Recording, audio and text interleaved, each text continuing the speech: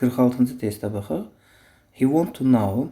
Want to know-dan sonra zət bağlayıcı gəlməz. Ümumiyyətlə, want to know-da aslı, wonder-dan sonra zət bağlayıcını işlədə bilmərik.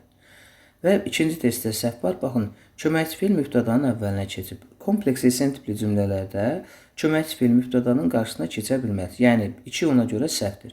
Dördüncü sualda da was görürsüz he.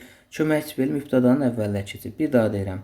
Kompleks esen tipli cümlənin tamamlayan tipli testlərdə köməkçi fiil mübtədanın qarşısına keçə bilməz. Yəni, burada 2 ilə 4 səhvdir. Cavab qalır 1 ilə 3. He want to know what disappoint her. O bilmək istəyir ki, onu məyus edən nədir? Why he was disappointed. O bilmək istəyirdi ki, 3-də o niyə məyusdur? Cavab olur 1 ilə 3. 47-ci testə baxın.